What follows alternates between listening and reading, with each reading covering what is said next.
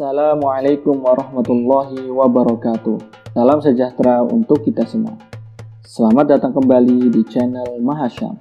Di video kali ini saya akan berbagi, lebih tepatnya murojaah atau mengulang kembali materi atau pelajaran di pondok pesantren dulu yang pernah belajar kitab yang fenomenal yang dipelajari sebagian besar pondok pesantren di Indonesia, yaitu kitab Matan Al-Ajurumiyah. Saya sarankan kalian yang baru mampir di channel ini bisa lihat juga video saya yang sebelumnya, yaitu tentang sejarah singkat atau biografi dari pengarang kitab Al-Ajurumiyah ini. Bisa dilihat di atas kanan pemberitahuan videonya, atau bisa juga dilihat di deskripsi video ini.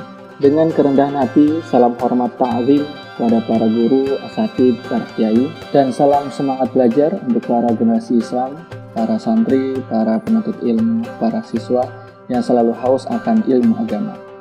Video ini adalah video seri tentang penjelasan kitab Matan Al-Ajurumiyah, pembelajaran bahasa Arab dengan menggunakan animasi video scribe.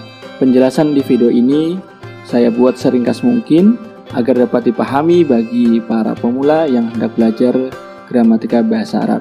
Jika ada kesalahan dalam penjelasannya, maka silahkan berkomen di video ini, kita bisa diskusi bersama. Semoga Allah memberikan kemudahan bagi saya untuk proses pembuatan video-video selanjutnya sampai akhir kitab tersebut. Amin. Yuk dukung channel Mahasyam dengan cara like, comment, share, and subscribe agar bisa berkembang dan menyebarkan banyak manfaat untuk semuanya. Selamat menonton. Mari kita mulai pembahasan pertama dalam kitab Matan Al-Ajurumiyah dengan berdoa kepada Allah Subhanahu wa Ta'ala. Semoga Allah memberikan kemudahan dan pemahaman dalam proses belajar. Pengarang kitab, Syekh Ahsan Haji, memulai dengan penjelasan tentang pengertian kalam. Al-kalamu huwal lafzul murakkabul mufidu bil wad'i. Kalam yaitu suatu lafaz yang tersusun, yang berfaedah dan diucapkan dengan sadar atau sesuai dengan wadh', peletakan makna yang telah ditetapkan oleh orang Arab. Maksudnya bagaimana? Maksudnya ucapan yang tersusun sehingga pendengar memahami maksudnya sesuai dengan objek pembicaraannya, dan ucapan tersebut harus dalam bahasa Arab. Dari kalimat tadi kita pahami bahwa yang termasuk pengertian kalam yaitu suatu ucapan disebut kalam apabila memenuhi 4 kriteria. Yang pertama, al-lafzu. Apa arti al-lafzu? Al-lafzu yaitu as-sautul mustamilu ala ba'dil hurufil hijaiyati. Suara atau bunyi yang mencakup atau meliputi sebagian huruf-huruf hijaiyah. Kalau suara yang tidak meliputi sebagian huruf hijaiyah, maka tidak disebut lafaz, seperti suara yang keluar dari rebana, kendang, suara burung, dan lain sebagainya. Contohnya yaitu lafaz alhamdulillahi. Dari lafaz alhamdulillahi ini terdiri dari 2 lafaz, alhamdu dan lillahi. Alhamdu bisa dikatakan al-lafzu atau lafaz dikarenakan tersusun dari sebagian huruf-huruf hijaiyah. Alhamdu yaitu terdiri dari alif, lam, ha, mim, dan dal. Sedangkan kata lillahi terdiri dari lam, dan huruf H.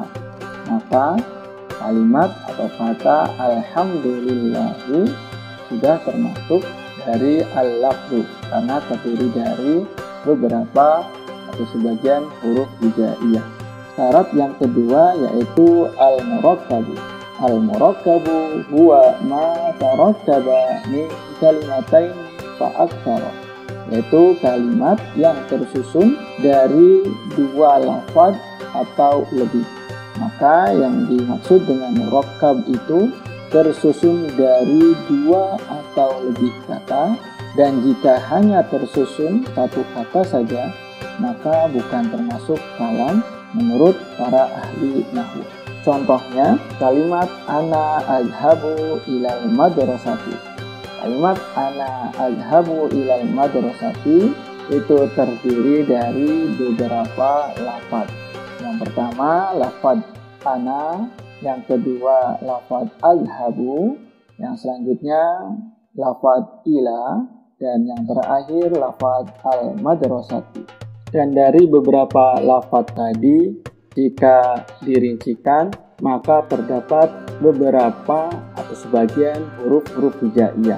Kalimat atau lafadz ana terdiri dari alif, nun, alif. Lafadz adhabu terdiri dari huruf alif, zal, ha, dan huruf ba.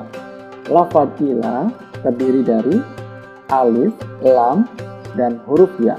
Lafadz al-madrasati terdiri dari alif, lam, mim, dal, ro, sin, dan ta marbutah. Syarat yang ketiga yaitu al-mufidu. Al-mufidu huwa ma afada faidatan yahsunus sukutu minal mutakallimi wassami'i 'alaiha. Al-mufid yaitu kalimat yang memberi faedah yang sempurna dari orang yang berbicara kepada orang yang mendengarkan kalimat tersebut sehingga berdiam karena merasa puas. Contoh yaitu Qoma Muhammadun. Kedua kalimat tersebut memberikan faedah atau informasi lengkap dan utuh kepada pembicara dan lawan bicaranya bahwa Muhammad berdiri. Maka sesungguhnya pendengar atau lawan bicara jika mendengarkan kedua kalimat di atas tidak menunggu apapun. Itu yang menunjukkan bahwa ia paham karena kalimatnya sudah sempurna dan membuat pembicara diam karena tidak perlu menjelaskan apapun lagi. Seperti halnya dalam bahasa Indonesia, susunan kalimat ada subjek, predikat, dan objek atau subjek, predikat, dan keterangan. Begitu juga dengan bahasa Arab. Jika ada fi'il, maka harus ada fa'ilnya. Bahkan bisa ditambah dengan maf'ul. Jika kalimatnya syarat, maka harus ada kalimat jawab. Sehingga kalimat tersebut sempurna atau al-mufid yang berfaedah. Syarat yang keempat atau yang terakhir yaitu bil wad'i atau al-wad'u.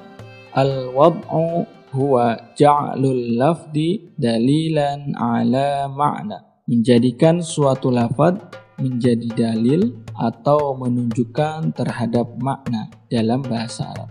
Sebagian ulama nahwu menafsirkan ada dua pandangan menafsirkan lafaz al-wad'u. Yang pertama mengartikan bahwa al-wad'u diartikan dengan kata sadar. Maka semua kata atau yang diucapkan oleh orang tidur atau ngelindur atau orang gila maka tidak termasuk kalam menurut ahli nahwu.